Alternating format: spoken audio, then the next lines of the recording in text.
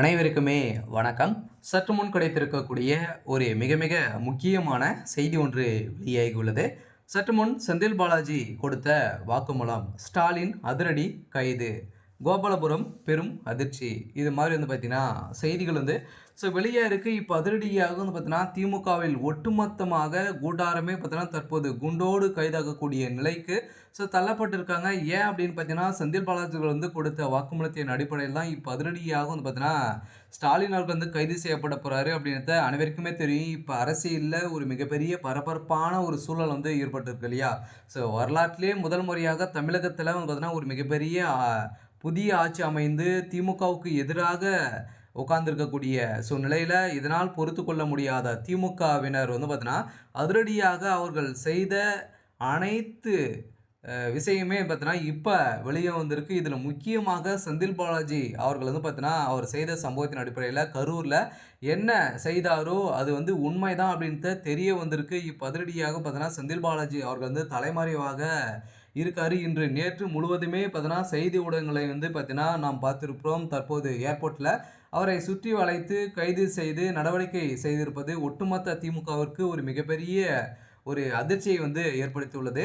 நாம் அன்றையே பார்த்தீங்கன்னா கூறியிருந்தோம். செந்தில் பாலாஜியை பார்த்தீங்கன்னா வைத்து ஸ்டாலின் அவர் பல நடவடிக்கைகள் மேற்கொள்வார். அதை திமுகவிற்கு ஆபத்து, செந்தில் பாலாஜி அவர்களுக்கும் ஆபத்து. ஏற்கனவே பல வழக்குகள் செந்தில் பாலாஜி மீது இருக்கிறது.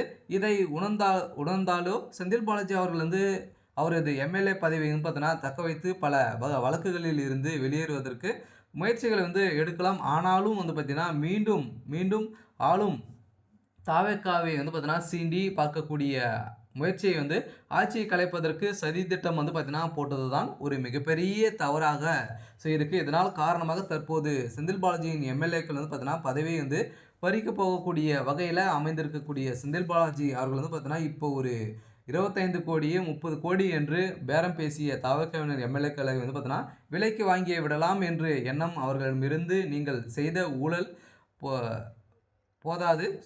டாஸ்மார்க் கூடிய நிறுவனத்தில் நடந்த ஊழலின் அடிப்படையிலும் அதேமாதிரி ஏற்கனவே நிறைய மின்சாரத்துறையில் பார்த்தீங்கன்னா முறைகேடுகள் பார்த்தீங்கன்னா 394 கோடி டிரான்ஸ்ஃபார்மர் கொள்முதலில் ஒரு மிகப்பெரிய ஊழல் நடந்திருக்கு அப்படின்ற மாதிரி இது மீது நிறைய விமர்சனங்கள், நிறைய ஊழல் வழக்குகள்லாம் இருக்குது. இருந்தாலுமே பார்த்தீங்கன்னா செந்தில் பாலாஜி அவர்கள் பார்த்தீங்கன்னா அனைத்துக்குமே திமுகவுடைய தலைமையகத்துக்கும் இதுக்கும் டைரெக்டாக லிங்க் வைத்திருக்காரு. ஸ்டாலின் அவர்கள் சொன்னாலே போதும், செந்தில் பாலாஜி அவர்கள் அனைத்தையுமே செய்யக்கூடிய அளவுக்கு தான் செந்தில் பாலாஜி அவர்கள் இருந்தார்.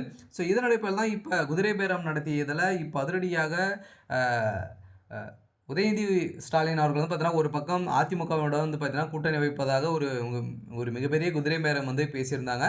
இப்போ பார்த்தீங்கன்னா ஒரு பக்கம் தாவேக்கோடைய எம்எல்ஏக்கள் அனைத்துமே தன் பக்கம் சாய்த்து கொள்ளும் அப்படின்ற திமுகவுடைய ஒரு மிகப்பெரிய மாஸ் பிளானால் இப்போ திமுகவுடைய கூடாரமே அழியக்கூடிய அளவிற்கு இப்போ சம்பவம் மேலே சம்பவம் நடந்திருக்கு. இப்போ ஆளுநர் அவர்களே பார்த்தீங்கன்னா இப்போ அதிரடியாக ஸ்டாலின் அவர்கள் கைது செய்யப்படணும் அப்படின்ற அவர் செய்தது ஒரு மிகப்பெரிய தேச துரோகம் அப்படின்றத இப்போ ஒரு தகவல் வழியாக இருக்குது.